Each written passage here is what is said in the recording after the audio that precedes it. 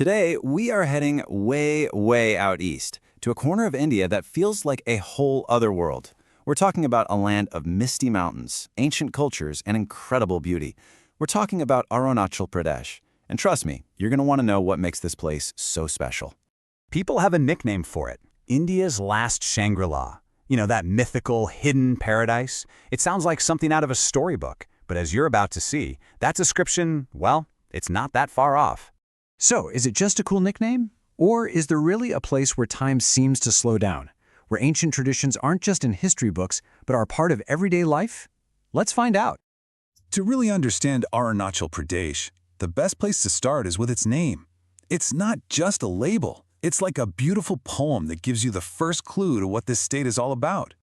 So Arunachal Pradesh, it's Sanskrit, and it translates to Land of the Dawn-Lit Mountains. How beautiful is that? And it's literal, because it's the easternmost state in India. It's the very first place in the entire country where the sun's rays hit each morning. A perfect name for a place like this. And that name, Land of the Dawn-Lit Mountains, isn't just for show. It perfectly captures the epic landscape here. We're not just talking about a few hills. This is a full-on Himalayan wonderland. Just get a load of this terrain.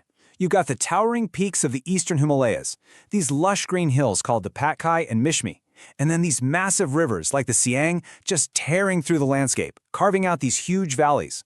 And almost all of it is covered in thick forests, everything from tropical jungles down low to alpine meadows way up high. And to give you a sense of the scale, think about this for a second. The altitude goes from just about 100 meters above sea level in the valleys, all the way up to snowy peaks soaring over 6,000 meters.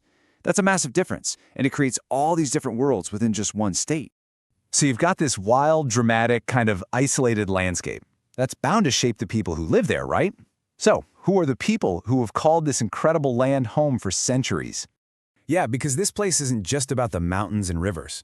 It's also a living, breathing cultural museum. Seriously, it's one of the most ethnically diverse places in all of Asia. This is where things get really fascinating. The state is home to over 26 major tribes and more than 100 sub-tribes. You've got groups like the Adi, the Apatani, the Mampa, the Nishi, and each one has its own language, its own traditions, its own way of life, all preserved for generations. It really is like a living mosaic of ancient cultures. And you can really feel this deep connection to the land in their festivals. They are just bursting with color and life, and they're all tied to the rhythm of nature and farming. You've got the Mampas celebrating Losar, their new year, or the Apatani holding the Dri festival for a good harvest. These aren't just parties, they're celebrations of life itself. And of course, that deep connection to nature, it's right at the heart of the spiritual beliefs here, which are just as diverse and fascinating as the people themselves. For starters, a lot of the local tribes follow an indigenous faith called Doni Polo. It's a belief system that's all about worshiping the sun, that's Doni, and the moon, Polo. It's this beautiful idea of finding divinity in the natural world around you. But that's not the whole story. Alongside these ancient faiths, another major spiritual force has shaped the region. In fact, Arunachal Pradesh is home to India's largest monastery, which also happens to be the second largest in the entire world. And here it is, the Tawang Monastery. This place is just unreal. It was founded way back in 1681, and this huge complex, sitting up at 10,000 feet, is a buzzing center for Buddhist learning. It's home to over 400 monks and holds these priceless ancient scriptures. It's more than just a historic site. It's a breathtaking spiritual hub. Okay, so let's get a quick bit of modern history to see how this all fits into India today. Back in the British era, it was handled separately as the Northeast Frontier Agency, or NIFA. It wasn't until 1972 that it officially became a Union territory, and then, finally, in 1987, it got full statehood. It just shows you what a unique and distinct path it's had. So, we've talked about culture, we've talked about history, but there's another massive piece of the puzzle here. The absolutely incredible, pristine natural environment. It truly is an untouched paradise. I mean, this isn't just a pretty place, it's globally important. Arunachal Pradesh is part of a region recognized as one of the world's major biodiversity hotspots. That means it is packed with a crazy amount of life, including super rare animals like the red panda and the clouded leopard, which are protected in huge areas like Namdapha National Park. All right, so I bet after hearing all that, some of you are thinking, okay, I have to see this place for myself. So let's wrap this up with a little practical advice if you're dreaming of a visit.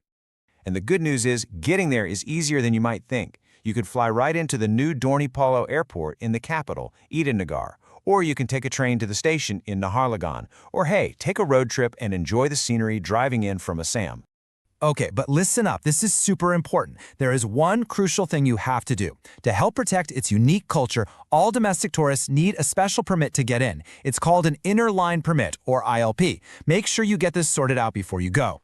Because in the end, a trip here is so much more than just ticking off sites. There's a great quote that says, Arunachal Pradesh is not just a destination, it is an experience. And that just hits the nail on the head. It's about seeing a kind of harmony between people and nature that's getting harder and harder to find. And that really leaves us with something to think about, doesn't it? In our super fast, always-on world, what can we learn from a place that's a quiet reminder of a simpler, maybe more meaningful way of living? Something to chew on. Thanks for joining me for this one.